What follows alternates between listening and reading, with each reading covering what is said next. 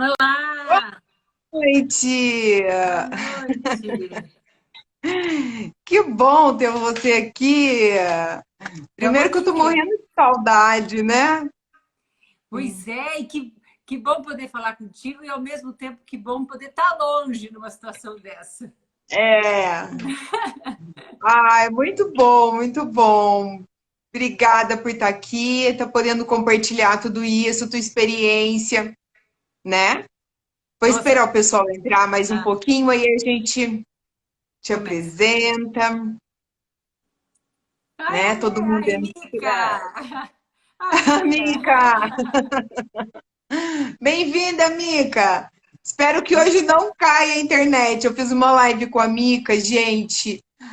O que caiu? Eu nunca vi nada parecido. Nada. Foi assim, terrível. Mas Eu, enfim. eu vou entrar na fila para fazer a live com a Mica. Mas Ah, ô, Mica, eu ainda tenho que usar tudo quanto é creme assim que você produz lá para melhorar, Mica. nada. Compre uma Olha, luz também que ajuda bastante. Nossa, eu tava, que agora que saiu a marca, gente. O que que é isso, né? eu passei, agora acabei de passar um negócio para tirar um pouco da marca da máscara. Olha, aqui, aqui. Eu falei, é muito feio aparecer com a cara toda marcada, né? Não.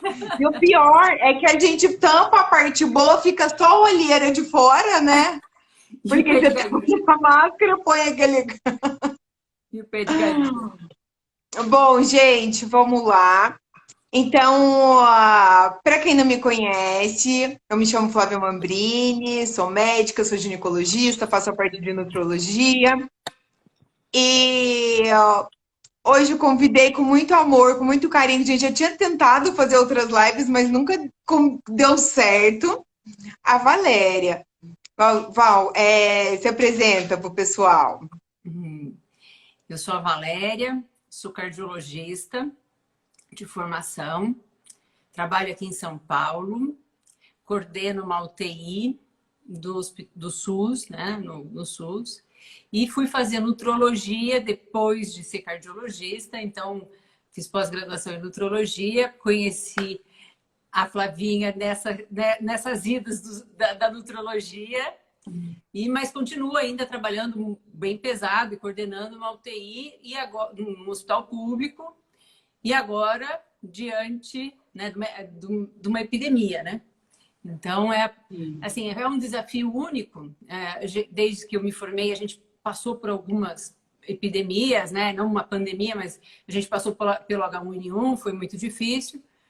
Mas agora a gente está vivendo uma situação única, política, social e de saúde que a gente nunca viveu. E não sou só eu, ninguém nunca viveu, né? Só Ninguém quem, nunca viveu, só quem tem 100 anos e sobreviveu à gripe espanhola, né? né? E, E gente, a Valéria, assim, a gente tem que, olha, dar parabéns para ela. Ela tá, assim, na linha de frente, é verdade, é verdade. Tá na linha de frente, tá longe da família. A família tá toda no no Paraná, interior. ela tá É. sozinha em São Paulo. Gente, isso para mãe, eu falo assim, como mãe, eu acho que, meu Deus do céu, eu tive que ficar no processo de doença que eu passei. É muito difícil, né? Assim, eu tenho uma bebê de 9 meses que estava amando. É muito. Então, a Covid tirou a amamentação dela, né? Porque não tem como a gente manter isso. Mas, enfim, ela já tem 9 meses e eu precisava estar perto da minha equipe, perto do hospital, tive que vir e tive que trabalhar, né? Então, deixei ela no interior com a minha mãe e com o meu marido e vim para cá. Mas, assim, a proposta, o que a gente tinha que falar e o que a gente consegue ver na UTI, e a gente está vendo muito, é que o estilo de vida faz toda a diferença no desfecho. Né? Então, a gente usa a palavra desfecho assim como uma palavra chique dentro da medicina, né? Desfecho, às vezes nem sabe o que a Que é pessoa está isso, né? escutando, né?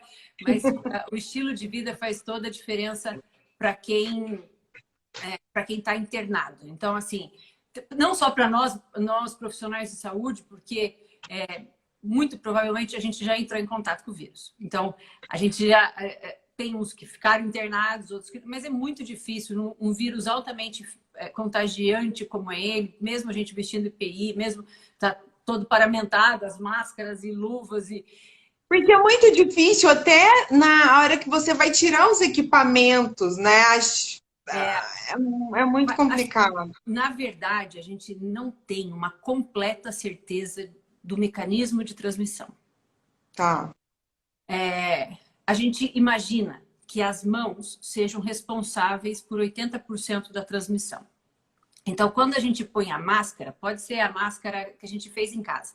Quando a gente põe a máscara, a gente está evitando que a mão vá à boca. Então, a gente não está só protegendo a emissão de gotícula. A gente está fazendo uma barreira entre a mão e a boca. Entendi.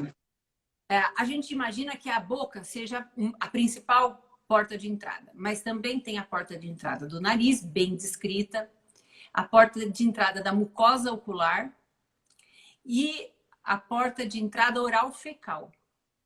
Então, se a gente usa um banheiro que está contaminado... Putz, tem essa também. Tem essa também. E a outra pergunta é, nós transmitimos pela pele? E nós recebemos pela pele? Sim. Então, a gente não tem a documentação, mas muito provavelmente a gente é bonitinho.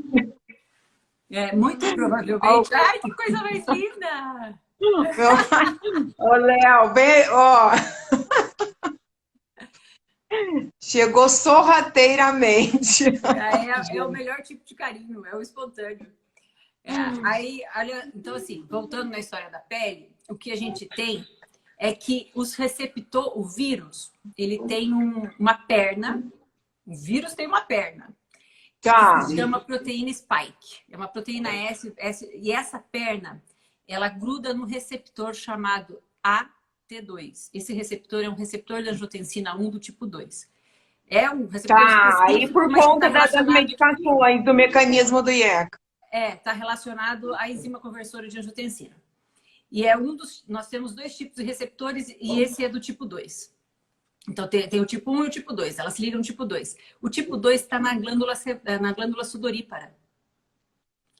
Então, a gente imagina, tem comprovação não, mas que pode ter, pelo contato do suor, uma transmissão. Então, é muito difícil. Olha só, a gente pode transmitir pela boca, ou espirrando, ou tossindo, mas pode transmitir fazendo cocô, pode transmitir fazendo xixi, mas a gente recebe pelo olho, pela boca e pelo nariz e possivelmente, por alguma fenestração da pele. Então, a gente tem múltiplos locais de entrada, né? E quando a gente pensa na parte pelo xixi, pelo cocô, tipo, eles vão para o esgoto. Quem não tem isso, existe o risco de estar usando uma água contaminada e... Na Baía de Guanabara, no Rio de Janeiro, já tem demonstração de uma grande concentração de coronavírus e SARS-CoV-2. Grande concentração. Porque o esgoto do Rio de Janeiro cai na Bahia. Uhum. Então, assim, o esgoto não tratado leva a doença. Tá. Então, aqui no Brasil, a gente tem na Baía de Guanabara documentação do SARS-CoV-2 durante... Mas agora a gente imagina Norte, Nordeste, as regiões mais favorecidas. É muita coisa, é muita gente, né, que pode... Assim, não, é muito difícil a gente falar sobre isso, assim, mas o que vai existir a transmissão, a gente quer diminuir a velocidade da transmissão. Só tem uma maneira da gente bloquear, é ficar trancado dentro de casa, mas a gente sabe que isso não vai durar para sempre, nem ninguém vai conseguir ficar para sempre. Então, o que a gente teria que ter? A gente teria que ter uma vacina, né? A vacina, a gente já tem dois tipos de vacina que estão sendo pesquisados. Um já está em humano. Nós já fizemos 8 pacientes se candidataram como voluntários, foram testados e desenvolveram anticorpos. Então, a gente já está num estágio de de humano, de teste em humano, que é uma boa coisa, porque faz a gente pensar que essa vacina vai aparecer antes do Natal. Então, Que isso bom, que bom.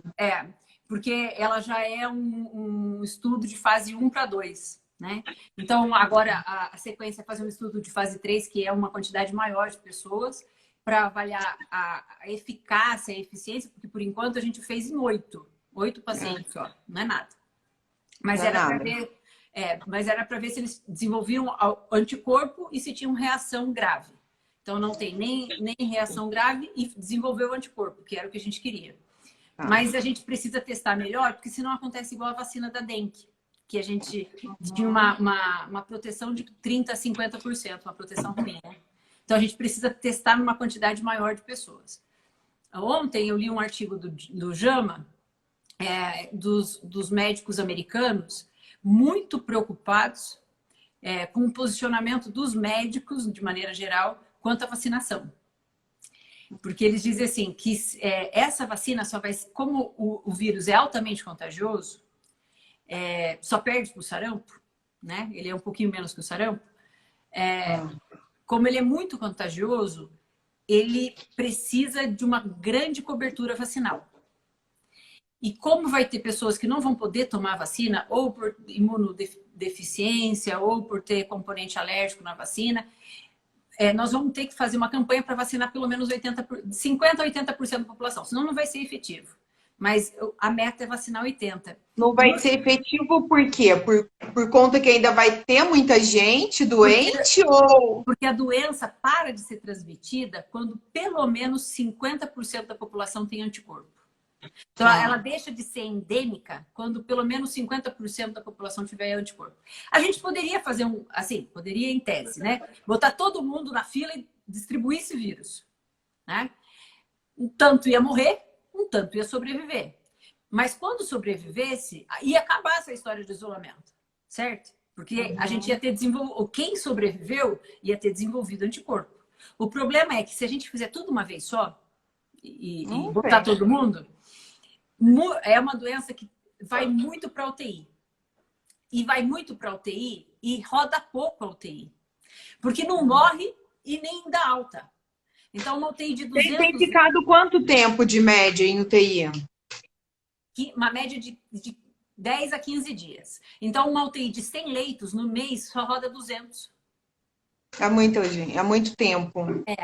A gente tem... Assim, hoje eu estou mais feliz. Por quê? Porque a gente já cresceu no conhecimento da doença. Então, nas primeiras 3 semanas, muita gente morreu porque a gente não sabia manejar. Tá.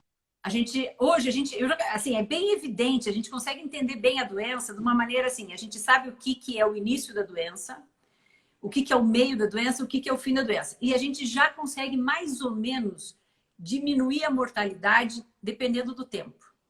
Então, a gente sabe quando começar com a medicação que diminui a replicação do vírus, quando a gente tem que associar anticoagulante e quando a gente tem que dar anticoagulante, corticoide, antibiótico e entubar, né? Então, a gente já... porque ela é uma doença assim, a gente... vamos dizer que nós somos contaminados hoje, eu sou contaminada hoje. Tá. É isso que eu queria falar, como é que é o curso dela, né? Vamos dizer que eu entrei em contato, eu fui hoje no hospital, trabalhei hoje, entrei em contato com um paciente e fiquei doente. Então, só que eu não sei que eu estou doente, eu só estou com o vírus. Tá. E aí eu vou passar 4 dias com o vírus dentro de mim, fazendo filhote, mas eu não vou ter sintoma nenhum. Tá. Entre o 4º e o 5º dia, então vamos lá, quarta, quinta, sexta, sábado, domingo. Lá pela segunda-feira, entre domingo à noite segunda-feira e segunda de manhã, eu posso começar a apresentar algum sintoma. Então, quais são os sintomas? Cada paciente tem um. Tá, Mas, isso geralmente, é difícil também, né? Não é uma coisa tão... É muito... tão clara, né? Não, dor de cabeça pode ser um sintoma. Conjuntivite, perda do olfato, perda do paladar, tosse, a garganta arranha. Não costuma ser uma gripe com muita coriza, com muita secreção nasal. Não costuma ser, mas tem gente que tem. Bom, então a Tá. pessoa começou a notar, ó, tem uma fraqueza, um mal-estar, dor articular, tem gente que tem dor na articulação. O segundo diagnóstico que foi feito no Brasil, publicamente, que até foi na Beneficência Portuguesa, quem fez foi um ortopedista, ela tinha dor articular.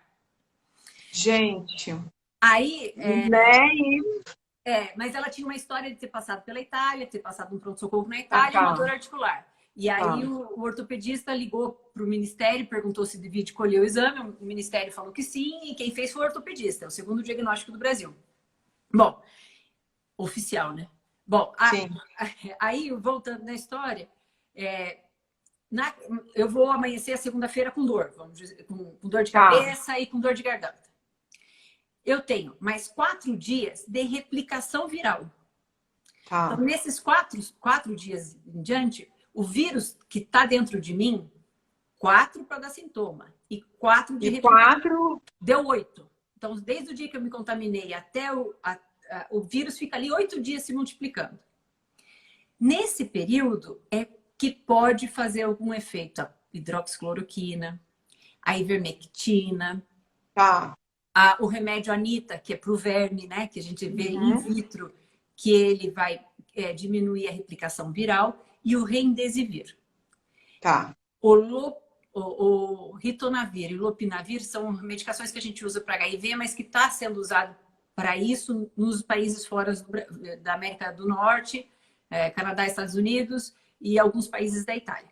Então, todos esses, remédio para verme, a hidroxicloroquina, a associação de hidroxicloroquina com azitromicina, seriam para a replicação viral. Bem inicial, né? Para diminuir essa replicação e, teoricamente, os sintomas não se manifestarem tanto, né? Exatamente.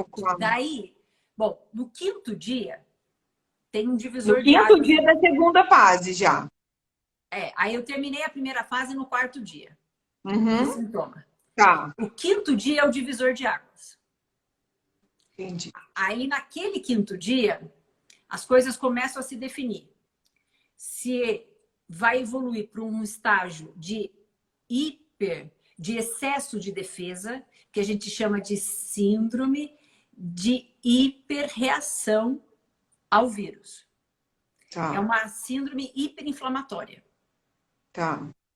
Então, ali começam a ter os marcadores, os linfócitos começam a mandar um acúmulo, e aí vai entrar a obesidade. Começam a mandar uma quantidade muito grande de interleucina para se defender do vírus. Uhum.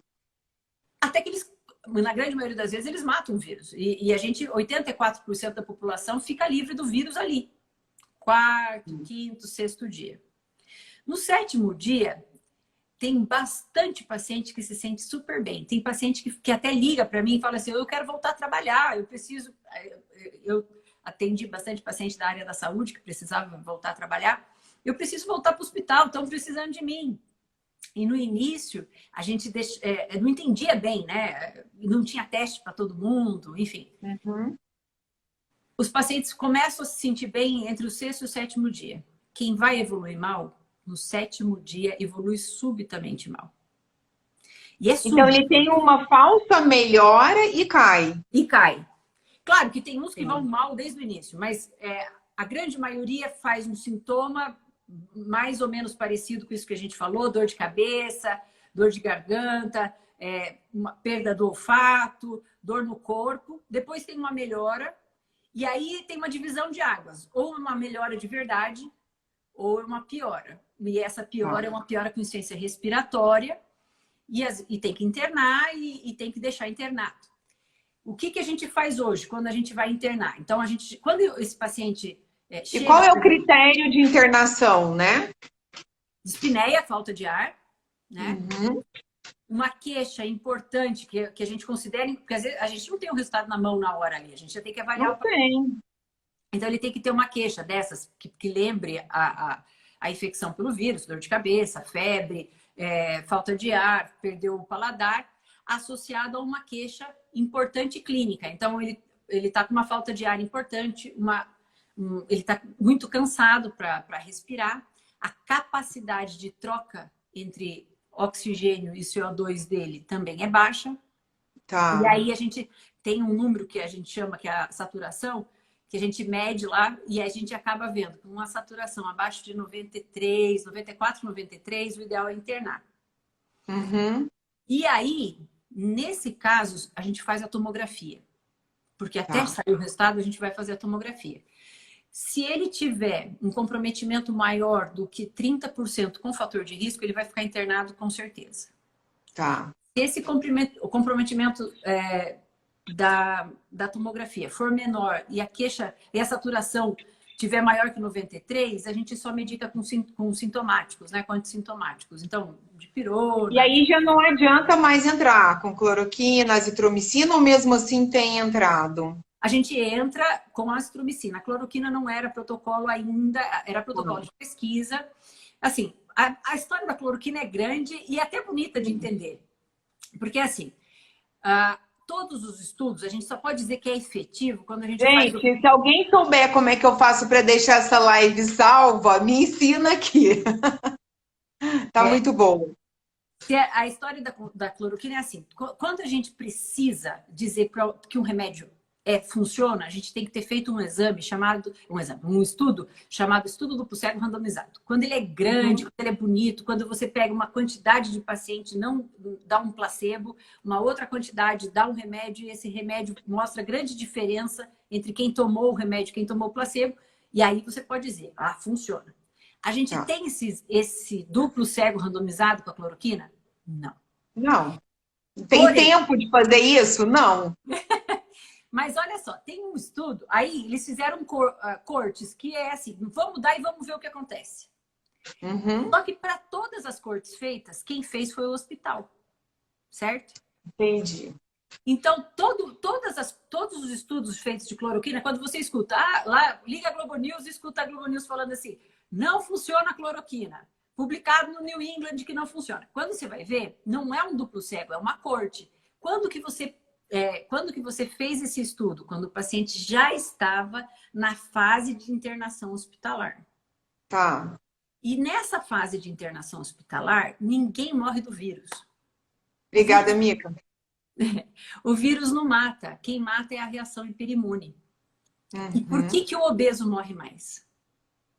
Porque a célula de gordura, né, ela já é... A célula de gordura é inflamatória. E a gente tem mais receptor de interleucina. Então, assim, todo obeso, tem uma quantidade Em maior. que tanto aí? A gente já entra um sobrepeso, a gente já tem Já tem. uma parte inflamatória maior, né? Mas aí a gente consideraria mesmo um obeso. Ou...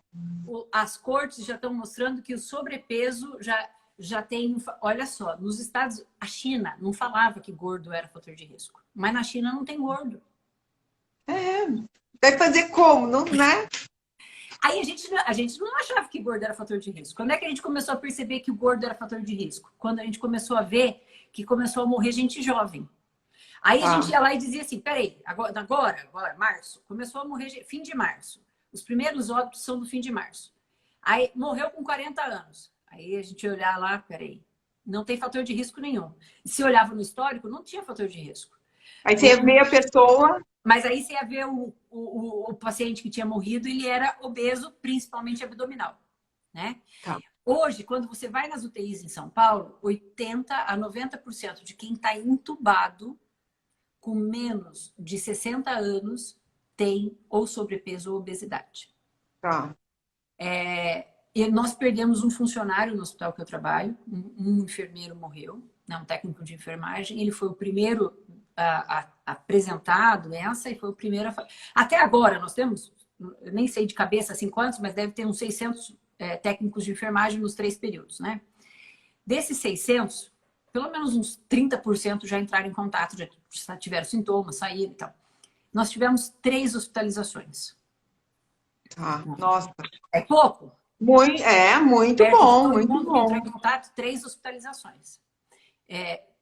Dessas 3 hospitalizações, um foi entubado e ficou com a gente na UTI e recebeu alta. O outro que foi entubado e faleceu, ele foi transferido para o hospital particular, tinha convênio, foi transferido para o hospital particular e faleceu. o que que diferenciava ele desse que ficou com a gente no SUS e ficou vivo? A idade, que ele era mais novo, e o sobrepeso. Ele era obeso. Daí, ele foi uma das primeiras pessoas a falecer.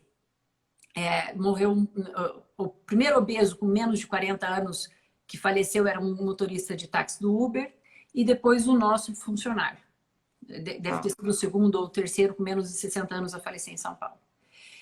Então, o que ele tinha obesidade. A obesidade, agora, a gente vendo os artigos americanos, porque a Itália também não publicou muito sobre obeso. Quem publicou bastante sobre obeso... Porque na Itália tinha muito idoso, né? Tinha muito idoso e não sei, não tem muito obeso publicado na Itália. Quem publica, também a população americana, 40% é obesa, né? Mas quem está falando muito de obesidade é a América do Norte, os Estados Unidos. Mas o que eles colocam? Olha só, de todos os fatores de risco para morrer de Covid, o que a gente sabe que mata mais é coronariopatia. Então, quem tem história de infarto, quem já botou stent, quem já fez ponto safena, coronariopatia é o que mais mata. Não é igual alguém perguntou aí se tem um sopro, alguma arritmia, não tem a ver ou teria também? Provavelmente tem a ver, porque deve ter se você tem um sopro, você tem uma cardiopatia. Aí a gente tem que avaliar se é uma valvulopatia, se é uma insuficiência cardíaca, se é um sopro isquêmico, por isquemia miocárdica. Mas estatisticamente... Tem que estar avaliando. Tem que avaliar, mas estatisticamente, se você falar para um cara que faz estatística, ele vai te colocar na caixa de quem tem cardiopatia. Tá. Então, se você tem sopro, se você tem arritmia, você cai na mesma caixa da cardiopatia. E é essa caixa que mais mata. Né? Nessa classificação. E por quê? Pode ser questão endotelial que a Mica falou. Porque a questão inflamatória nesse paciente é alta. E aí, nos Estados Unidos, o que é aterosclerose? A aterosclerose é uma doença inflamatória, né? A aterosclerose é a que causa a aterosclerose é a que causa o infarto, o AVC. É a doença aterosclerótica, que é uma inflamação, que causa uma inflamação por todos os vasos. Não é só no infarto. Quem tem infarto, ela não tem doença só no coração. Quem tem doença é difuso, né? Por tudo quanto é capilar, tem a doença. É isso que a gente tem que entender, né? E ela ela não dói, ela não é palpável. É muito difícil de você diagnosticar ela no início, né? E aí esse paciente é um paciente inflamado. O paciente cardiopata, ele é um paciente que sofre um processo, quem tem problema aterosclerótico sofre um processo de inflamação, né? Bom, e aí quando a gente foi ver os obesos americanos, o que a gente viu? Que a segunda principal causa óbito é obesidade. Então, nos Estados Unidos, a primeira causa óbito é cardiopatia. E a segunda é obesidade. E eles estão muito parecidos, assim. Tanto a cardiopatia quanto a obesidade, eles são muito parecidos como causa de óbito nos Estados Unidos. E por quê? O que a gente imagina hoje são alguns mecanismos, mas os principais. Todo obeso tem uma quantidade maior de leptina. Sim, é isso que eu te falo, da leptina. Todo mundo, não precisa colher exame, a gente nem colhe exame, a gente já sabe. Ou é obeso, tem leptina aumentada. Sim. A leptina age num receptor. E esse receptor é análogo, é igual ao receptor da interleucina 6. A interleucina 6 é uma molécula, é uma proteína de defesa. Então, como o obeso tem muito local para agir essa proteína, o obeso fica fabricando interleucina 6. Então, o obeso, quando ele pega o Covid, ele tinha que fazer, vamos dizer, 10 unidades de interleucina 6 para se defender. Como ele tem um monte de receptor, ele fala, não, tem que fazer para todos os meus receptores. E começa a fazer um monte. E vai fazendo, vai fazendo, vai fazendo. E aí, não morre do vírus, morre da doença inflamatória daquelas interleucinas. Principalmente a interleucina 6. Quando a gente pensa na interleucina 6, então o que a gente pensa? Vamos arranjar um remédio que bloqueie essa interleucina. Sim. Então, e existe, e chama tocilizumab. E ele é um remédio que a gente usa para doença pessoal da reumatologia que usa bastante. Doença autoimune, né? É um imunomodulador. Então, esse imunomodulador está sendo pesquisado, parece ter algum benefício, são cortes pequenas, randomizadas, mas parece ter um benefício significativo. Esse benefício é um pouco menos evidente no diabético. Mas porque o diabético continua... Não, essa interleucina 6 é alta. Muito alta, né? Muito alta. Então, no diabético, ele não consegue modular bem. Mas nos não diabéticos, a resposta é boa. Voltando na história da hidroxicloroquina, eu quero contar o estudo do Galtri. Depois eu paro de falar, tá bom? Ah, mas a gente quer que você fale, estamos adorando, tá todo mundo aqui gostando, né, pessoal? Da joinha vocês estão gostando. O estudo do Galtri, para mim, é o estudo francês que veio essa febre da hidroxicloroquina. É um estudo legal, mas foi deturpado. Então, vamos lá. O que ele fez? Era o início da epidemia, ninguém sabia o que fazer. A gente estava vendo os chineses morrer, começaram a morrer os italianos e alguns pacientes da França começaram a morrer. Aí esse médico pegou e falou, vamos fazer o seguinte, nós vamos fazer um teste. Nós vamos colher vírus do nariz e da boca das pessoas durante 6 dias. Então, pessoas sintomáticas e que já estejam com diagnóstico. Então, ele foi lá e colheu. Do meu nariz, da minha boca, viu a quantidade de vírus que tinha aqui, calculou, botou no relatório. No dia 1, no dia 2, no dia 3, ele fez isso todos os dias. No dia 1, no dia 2, no dia 3, no dia 4, no dia 5, no dia 6. E pegou 28 pacientes e deu para eles hidroxicloroquina e azitromicina. Por que ele pensou nessas duas drogas? A azitromicina trata ebola na África.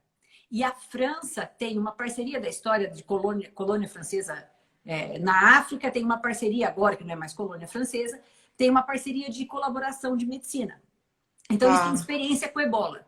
Como é que eles tratavam ebola? Com azitromicina. Então, ele falou, bom, vou botar a azitromicina. E a azitromicina, ela é um imunomodulador também, né? E ele falou, vou botar tudo in vitro, assim, tudo na cabeça dele. Vou botar a azitromicina. Por que eu vou botar a hidroxicloroquina? Eles também usam para febre Q, que é uma febre específica da região do Egito. E ele falou, bom, também a gente não sabe como funciona, mas funciona lá. Vou botar também. Associou os dois. Não tinha, teoricamente, nenhuma grande... Como eram 2 fármacos que já estavam aprovados no mercado, enfim, pediu autorização, as pessoas autorizaram e ele fez. Então, ele colocou 28 pacientes tomando hidroxicloroquina e azitromicina. Pegou uma quantidade de paciente, uma outra quantidade de paciente e colocou só hidroxicloroquina. E uma outra quantidade de paciente, ele não deu nada. E colheu no dia 1, no dia 2, no dia 3, no dia 4, no dia 5, no dia 6. Quando chegou lá no dia 6, ele olhou e falou, quem tomou hidroxicloroquina com azitromicina não tem mais vírus. Parou a replicação. Não tem mais replicação, eu descobri a cura, publicou. Aí, quando ele publicou, ele falou, gente, olha aqui, não tem mais vírus. Ele publicou, ele ganhou, ele foi um dos primeiros a publicar e o estudo explodiu. Ele ficou famoso no mundo inteiro. Quem está estudando Covid fala o nome dele todo dia. O nome dele é Galtri, o sobrenome dele é Galtri. Bom, aí ele conseguiu uma publicação no New England, né? Que a gente ele conseguiu uma publicação assim. Pronto, resolveu, ficou famoso dentro da medicina. Só que aí, quem ficou olhando o estudo falou, peraí, mas o que aconteceu com esses seus 20 e tantos pacientes? Você falou que tinha feito 26, mas mostrou o resultado de 24, está faltando 2. Aí ele falou, sabe o que é? É que eu não consegui colher o último dia. Então, não publiquei. E o outro morreu. Aí ele falou, morreu? Morreu. Eu falei, então quer dizer que cloroquina com azitromicina não impede morte. Sim. O desfecho de morrer é o mesmo. E o número de pessoas que morreu, porque era pouquinho paciente, eram 20 e poucos, né? Naquele grupo que tomou a cloroquina, era muito parecido com o da azitro com quem não tomou nada. Entendi. Aí, então assim, tem algo a mais nisso, né? Aí ele falou assim, então quer saber de uma coisa? Não adianta nada tomar. Não adianta, porque se tomar vai acabar o vírus, mas morre do mesmo jeito. Entendeu? No modo agora, de hoje, Agora passou o tempo. Ele foi super criticado, caiu em descrédito e, enfim, porque não devia ter publicado, porque ele publicou até antes de ter todos os resultados, de mostrar a evolução dos pacientes em longo prazo. Ele está sendo muito criticado. Só que agora eu olhando para ele, o que eu vejo isso? Eu vejo assim, ele não classificou o tempo de doença de cada paciente. E quando a gente olha o paciente com Covid, a gente vê que é muito diferente um paciente no D10, e a gente usa essa nomenclatura quando a gente vai passar o caso, porque é muito importante o dia da doença. Então a gente fala assim, olha, esse paciente... A gente começa no D0, né? O pessoal entender. Começa sempre no D0, né? Então eu comecei hoje com sintoma, é o D0 meu. Aí amanhã é o D1, depois amanhã é o D2 e tal. E esse time... A gente precisa saber para saber quando tem que entrar com anticoagulante, quando a gente tem que entrar com corticoide, quando a gente tem que entrar com antibiótico, quando faria efeito a hidroxicloroquina ou não faria efeito. Então, a gente precisa saber o tempo da doença. O Gautry, quando ele fez o estudo da cloroquina, ele não pensou no tempo da doença, até porque ele sabia, né? Ele falou, eu vou acabar com o vírus. E ele acabou com o vírus. E ele acabou, e é muito válido, né? Então, assim, o que tem aqui no Brasil hoje? Tem o Dr. Álvaro Avezum, é uma pessoa que eu confio de olho fechado. É o cara que trouxe a palavra medicina baseada em evidência para o Brasil. É o maior cientista médico brasileiro em termos de publicação. E é uma pessoa super, super idônea. E o Dr. Álvaro Avezum é um médico que coordena, cardiologista, vou puxar a sardinha para o meu lado, ele coordena uma coalizão Brasil-Covid. Então, são os grandes hospitais, não é só o hospital que ele trabalha no Oswaldo Cruz, mas não é só o Oswaldo, tem o Einstein, tem o HCOR, tem o Hospital do Rio Grande do Sul, tem o Hospital do Rio de Janeiro, tem um monte de hospital. E o que eles estão testando são 7 tipos ou de estratégia de tratamento, ou de tempo de tratamento, ou de medicação. Eles estão fazendo. E a hidroxicloroquina está nisso aí como estudo randomizado. E eles estão fazendo a hidroxicloroquina no início, no D0 lá, no D1, D2, para ver o desfecho em internação. Para ver se diminui a chance de internar. Porque ter a doença não é o problema é internar pela doença e precisar da ventilação. Né? Então, o que a gente quer é que não interne. Ou, se internar, não precisa da ventilação. E se tiver a ventilação, que a gente tem uma medicação para tirar da ventilação mecânica. Porque a mortalidade... Os pacientes que entram em ventilação, a chance de sair... Como é que você tem percebido isso na UTI? Não é tão boa? Não. Entre 50% e 80%, dependendo da UTI. Então, assim, quando você... Uma coisa que a gente mudou o protocolo, no início a gente não dava corticoide para ninguém, porque a gente tinha medo de replicar vírus. Depois a gente viu que a pessoa não morre do vírus, a gente morre da insuficiência da doença hiperinflamatória, então a gente acaba dando corticoide agora. Mas a gente tinha uma orientação que veio da Itália de intubar precocemente. Para não contaminar a equipe da enfermagem, Hoje a gente já está um pouco mais reticente, a gente não está intubando tão precocemente. Porque...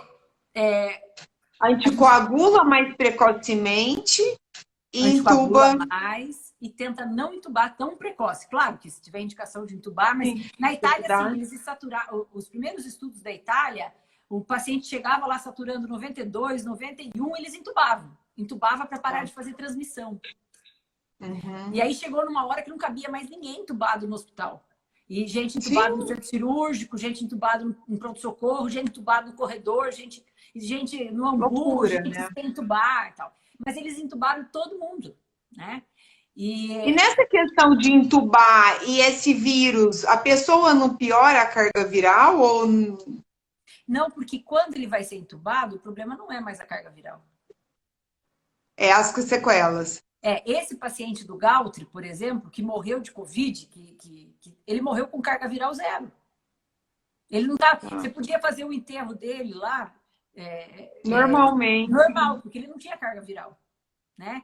Tem paciente que morre lá com 20 dias de doença, ele não tem mais, assim, efetivamente não tem carga viral alta. Mas ele morreu 20 dias depois de pegar a doença. E lembra muito, quando a gente entrou na faculdade, lembra que tinha muito paciente HIV que a gente não sabia manejar o HIV? Sim, né? demais. Quando a gente chegou não era assim? No final da faculdade já sabia mais. Mas nos primeiros anos da faculdade tinha uns pacientes que a gente não sabia manejar, né? E eles morriam de doença oportunista. Outros, né? E lembra uma... Pneumonia assim, demais, né? Lembra é uma mistura. Para mim, a ideia que eu tenho hoje, vivendo isso, é que é uma mistura da doença. Não é que é HIV, né? Não tem nada a ver com o vírus do HIV. Mas lembra a doença. E falando nisso, transmite via sexual também, né? Mas... É que é muito difícil, transmite por tudo, né, gente? Você vai ter contato com a pessoa, a penetração em si é o de menos, né? Então, tem um estudo no JAMA que saiu essa semana, ontem, eu até coloquei aqui no meu Instagram, que foi encontrado no sêmen. E aí a pergunta é se faz ou não a fertilização com o sêmen. Né? E principalmente a fertilização in vitro. Porque você vai usar o sêmen ali, né? Tem uma quantidade, só foi encontrado em pacientes altamente doentes, então eram pacientes que estavam hospitalizados, em vigência de PCR positivo na secreção de orofaringe. Aqueles pacientes que não tinham mais eles não tinham mais no sêmen. E não foi em todos os pacientes. Então, quer dizer, não é porque tem Covid que vai ter lá no sêmen. Mas tem uma prevalência de, sei lá, 10, 20% da população doente, homem, tem no sêmen também. Então, assim, a noção que eu tenho hoje é que é uma mistura. Para quem trabalha na clínica médica, assim, quando a gente pega um paciente que está lá hospitalizado, ele lembra bem aquele paciente que a gente, quando chegou na faculdade de medicina, lá nos anos 90, né, na metade, pro fim dos anos 90, a gente ainda não manejava bem o HIV. Já sabia bastante do HIV, mas não conseguia manejar bem. Ele lembra esse paciente terminal do HIV associado com a doença de Guillain-Barré. É uma mistura das duas doenças. Então, a doença hiperimune... Que loucura, né? Assim, se a gente for pensar no como que fica. Porque o Guillain-Barré faz desautonomia. No mesmo tempo, o Guillain-Barré grave, que evolui grave, que vai para UTI, ao mesmo tempo que ele está hipertenso, ele está hipotenso, ele faz bloqueio atrioventricular, daqui a pouco ele tem taquicardia. E aí você vai tratar a taquicardia, ele já está bloqueado, você trata o bloqueio, ele já fez taque. Ele pode fazer uma insulinite, uma doença insulínica, pode fazer diabetes. Tem um colega médico que foi hospitalizado no HC. O quadro dele foi um diabetes, entrou em coma hiperosmolar e era um COVID. Então, ele acaba fazendo uma doença... mistura. Aí o fígado fica ruim. Aonde a gente tem mais receptor, sim, né? Aonde a gente tem mais receptor da angiotensina 2 do tipo 1 é aonde vai estar as maiores complicações. Então, vamos lá. Quais são as maiores complicações? A primeira, pulmão. Pulmão mostra 2. Então, é pulmão.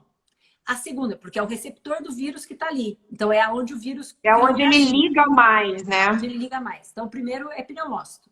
Então, por isso que o problema é no pulmão. O segundo, coração. Por isso, tem essa grande prevalência de evoluir com miocardite, faz miocardite, derrame pericárdico e tal.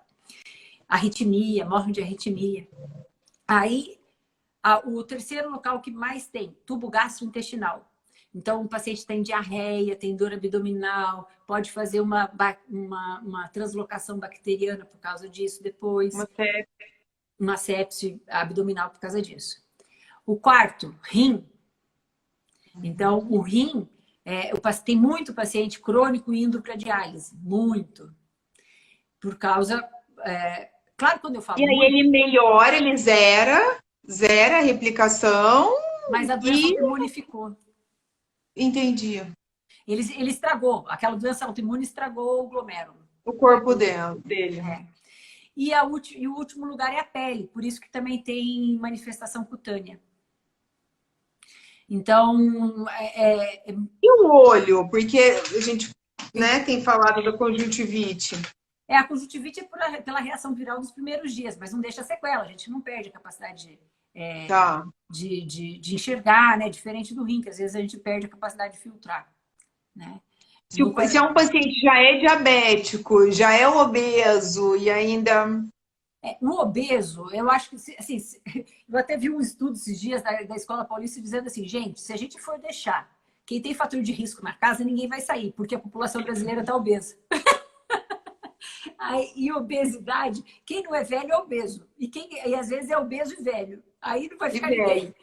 E aí você fica dentro de casa, fica ansioso, o que que faz? Come mais. Parou de fazer atividade física. A comida que liga e tal é a comida ruim. Gente, prestem atenção nisso, pelo amor de Deus. Eu estou passando apuro com os meus pacientes do consultório, assim, porque eu não estou atendendo o paciente no consultório, que eu estou fazendo telemedicina. Eu estou fazendo telemedicina. Mas os pacientes todos me dizem isso, doutora, mas toda hora eu tenho que comer, porque o que eu vou ficar fazendo aqui? Porque aqui em São Paulo a gente está. O interior está passando por um pouco menos de problema nesse sentido. Né?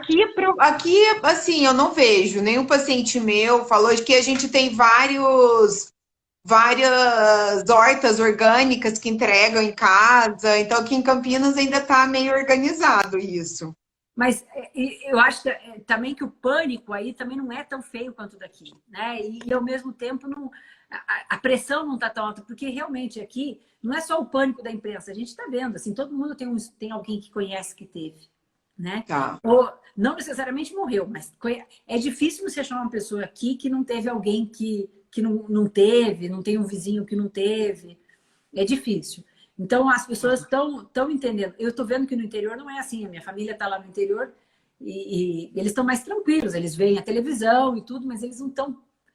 Não tem quem conhecido, né? O conhecido é que assusta, né? Dá medo, dá o pânico. Então, eu acho que no interior, e até por isso que eu levei as crianças para lá, eu acho que as coisas estão mais tranquilas, assim, do que para nós aqui em São Paulo. Porque a gente... Você vê, o elevador é um local de contato. Então, e é um local super... E o que você faz, né? Você tem que entrar e pior, tipo assim, a gente entra de máscara, mas e o olho? Então, eu ponho óculos. Eu já até filmei e coloquei aqui. Eu ando de óculos no elevador. As pessoas ficam me olhando com uma cara, tipo assim, essa louca. E às vezes eu ponho o negócio do hospital. Eu venho com a viseira do hospital. E não deixo ninguém entrar no elevador junto comigo. Tá. Ninguém entra. E aí, se eu vejo que alguém usou o elevador ali um pouco antes que eu, também não entro. Você espera, dá mais uma volta, deixa ele dar uma... Aí, aperta logo a cobertura para ele andar um pouco, ventilar. Aqui em casa tem 2 elevadores, o da sala e o da cozinha, né? Da área de serviço. Aí eu vejo que alguém usou da frente, eu vou de trás. Eu vou de trás. Pode no ódio. Aí eu acho que tem um moço que fica lá na entrada da portaria, que ele fica pensando, mas que louca é essa? Porque ela vê, vai. O cara da portaria tem certeza que eu sou maluca. Eu vou buscar. A maluca da viseira, né? A maluca da viseira. Só falta pôr a touca, né? Porque a gente põe a touca para atender tudo. Eu ando com a viseira dentro do prédio. Aí eles pensam, nossa, ela está dentro do prédio. Assim, imagina no hospital, o que ela está fazendo? Mas o que eu acho... Em qualquer lugar, né? É isso que a gente tem que entender. Não é porque está no hospital ou tá numa área comum que você não vai poder contaminar, né? Mas, sabe, eu estou esperançosa, assim. Eu quero dar uma mensagem de esperança. Eu acho que bom. Eu acho que hoje a gente tem um manejo muito melhor, a nossa mortalidade diminuiu muito.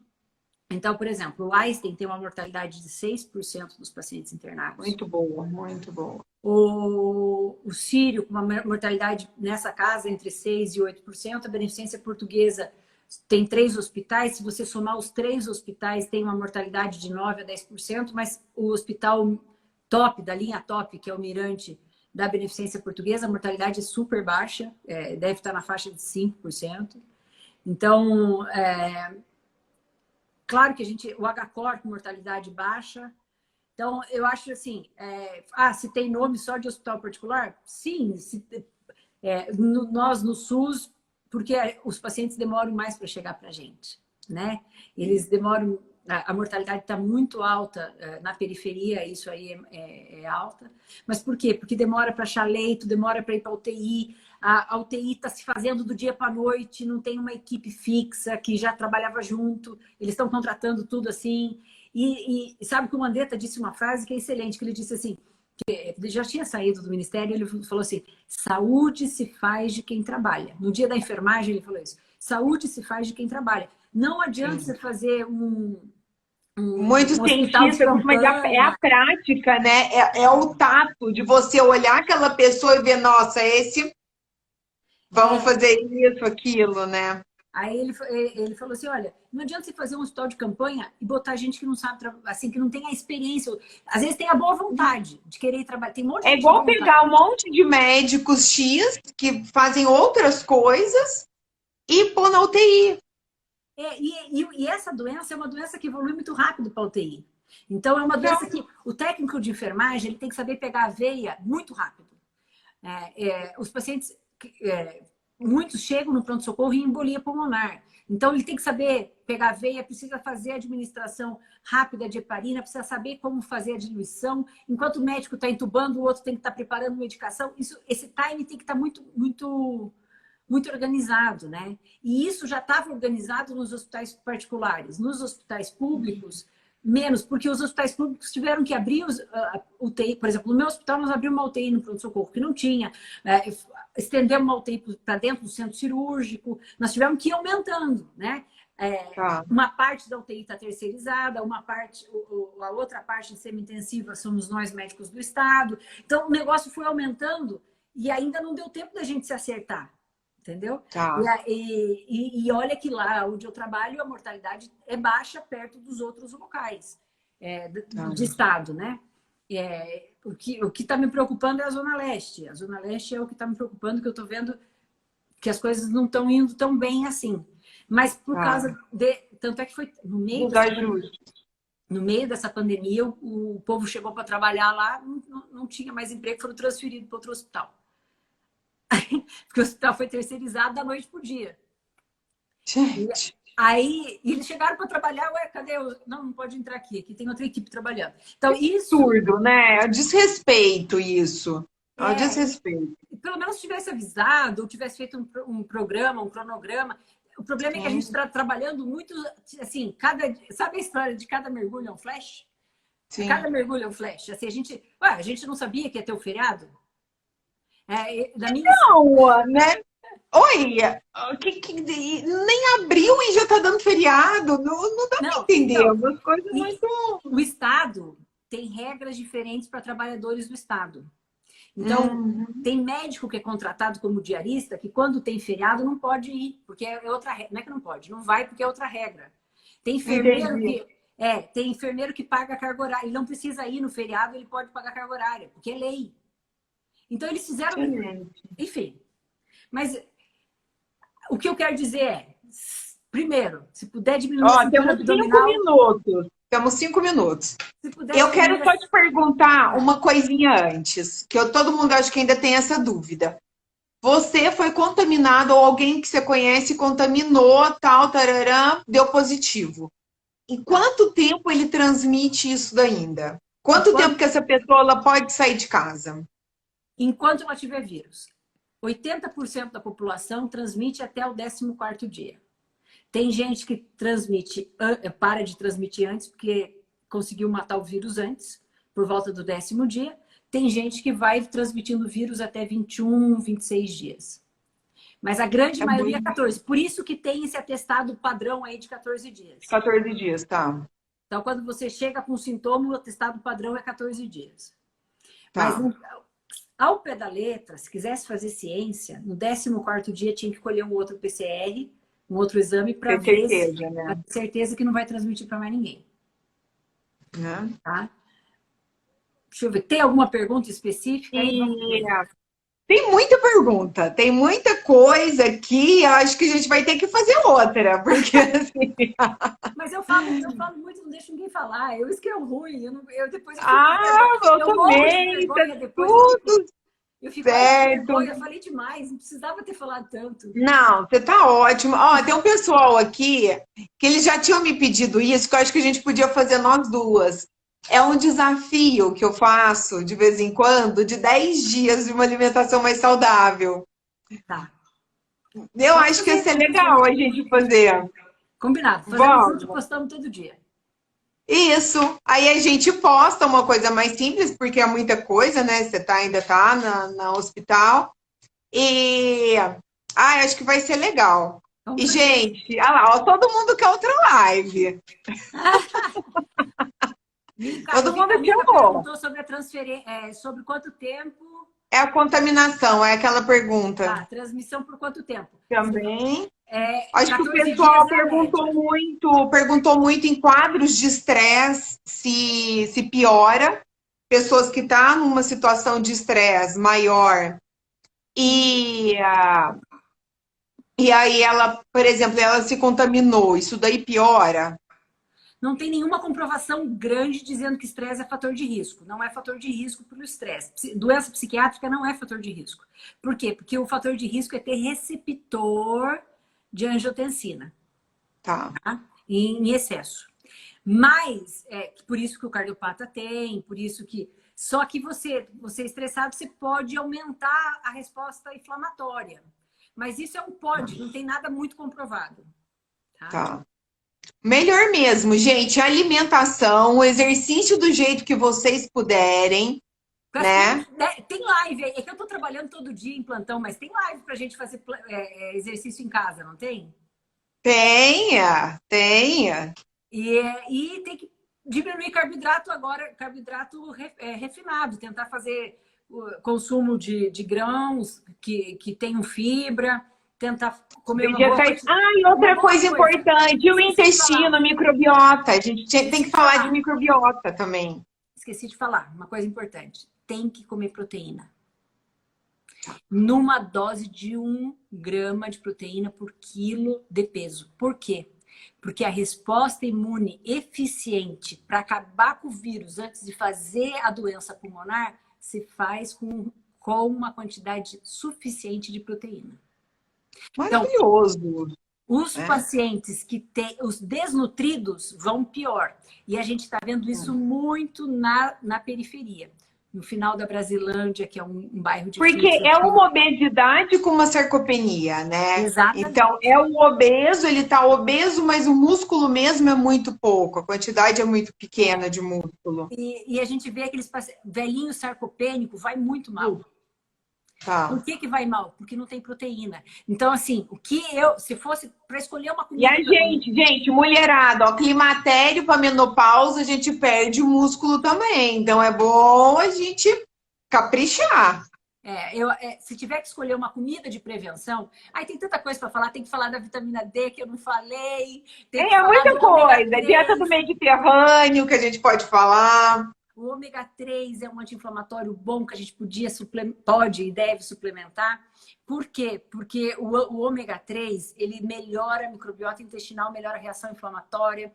A vitamina D com o estudo, tem gente... Nossa, teve tanta gente que interpretou mal os estudos essa semana, teve médico interpretando mal o estudo de vitamina D. Saiu agora, né? Mas os médicos que leram interpretaram mal. Enfim, mas... O estudo, gente, é muito complicado. Cada um que lê tem uma interpretação, não é? Assim, tem algumas coisas mais sutis que você tem que... Precisa ser treinado em ciência para ler. E a vitamina D, o excesso da vitamina D não é bom. Mas 20 segundos restantes. Mas a deficiência de vitamina D é ruim. Então trate de saber como é que está a tua vitamina D. Isso. Gente, vamos fazer outra semana que vem? O que você acha?